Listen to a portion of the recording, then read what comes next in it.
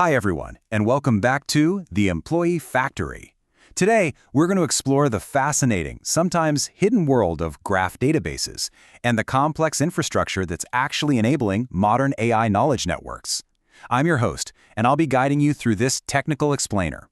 If you've been hearing buzzwords like RAG, vector databases, embeddings, and agents, and you're kind of wondering how they all snap together to create intelligent systems, well, you are in the exact right place. Let's dive right in and decode how this architecture transforms a simple query into an autonomous, intelligent action. Okay, let's look at our roadmap for today. We're going to cover 4 key areas. First, what are AI systems? Second, why this architecture matters. Third, who is this for? And finally, how to use it. So, part 1, what are AI systems? Let's start with the absolute core building blocks of intelligence. When you and I communicate, we use words, right? But large language models, they don't think in words. They require a much higher level of abstraction, using what we call tokens. Think of a token as a basic numerical index ID. It's roughly 3/4 of a standard English word.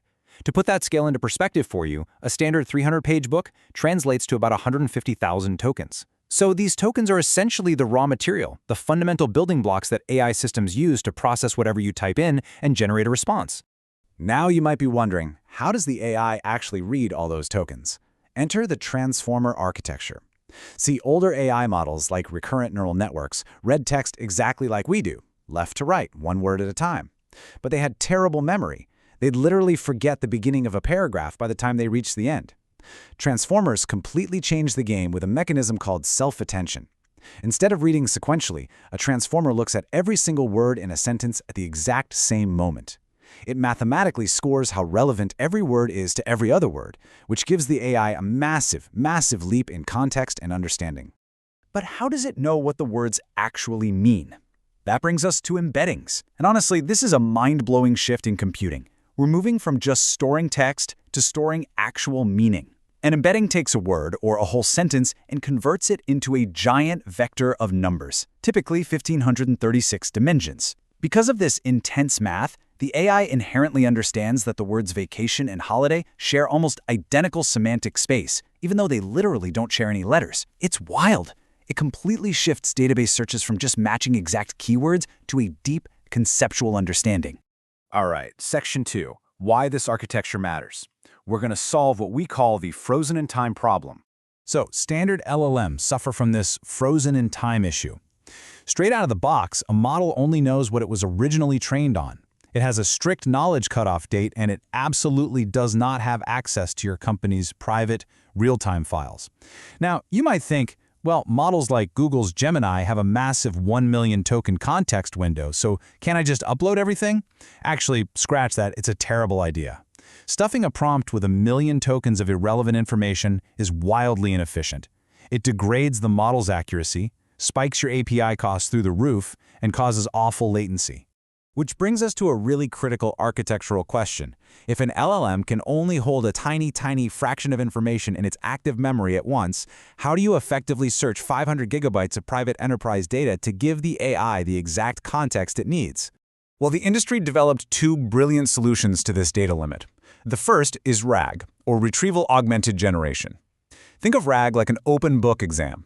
Before the AI even answers your question, a super-fast digital librarian searches your database, grabs the relevant documents, and hands them to the AI to use as a cheat sheet. The second solution is MCP, or Model Context Protocol. You can think of MCP as an expert assistant.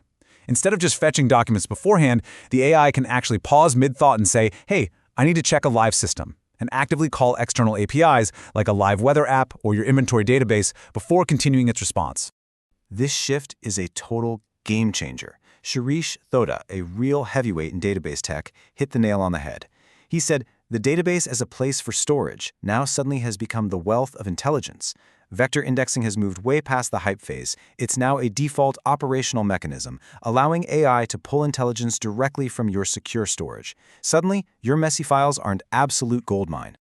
Section 3. Who is this for? Let's map out the enterprise AI ecosystem.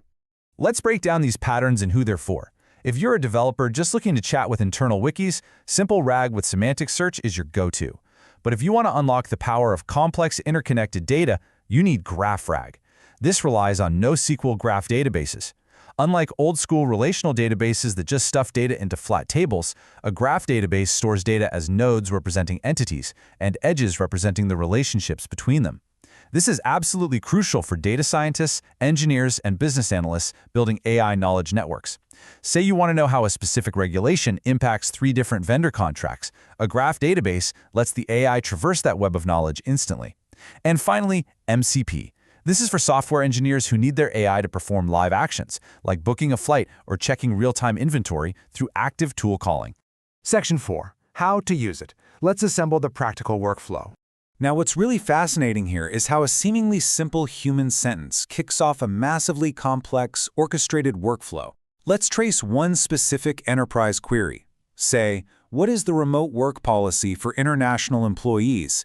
And see exactly what our architecture does with it.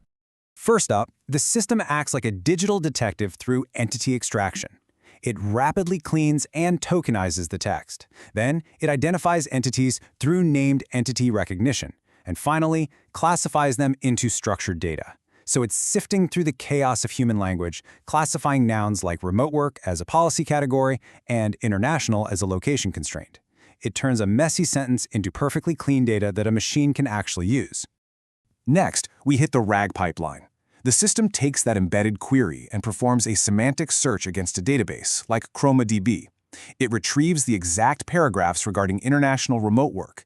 Then, it augments the LLM's prompt, injecting those specific, up-to-date company policies directly into the active memory window. And finally, the LLM generates an accurate, grounded answer. Retrieve, augment, generate. But for truly complex workflows, you need to integrate your graph database with orchestration frameworks like LangGraph to build multi-step AI agents. To use this effectively, you design your graph schema, load your data, and write queries. Then, you use nodes, which are individual functions, like pulling a document or checking compliance. You use edges, which dictate the execution flow, routing the AI to maybe loop back if its answer isn't confident enough. And you maintain state, which is a shared memory across the whole conversation. This integration transforms a basic Q&A bot into a fully autonomous agent that can evaluate, reason, and report back on its own. So here's the crucial takeaway. RAG provides the intelligence, while frameworks like MCP and LangGraph provide the action. And it leaves us with a pretty provocative final thought. As we keep pushing the boundaries of AI, are we really trying to build one giant, all-knowing brain? Or by using graph databases, relationships, and APIs, is the real secret just having a perfectly organized address book so the AI always knows exactly which expert tool to call at the exact right time? Thank you so much for joining me on this explainer. Whether you're a developer, data scientist, or business analyst, I hope this helped decode the incredible architecture powering our future. We'll see you in the next one.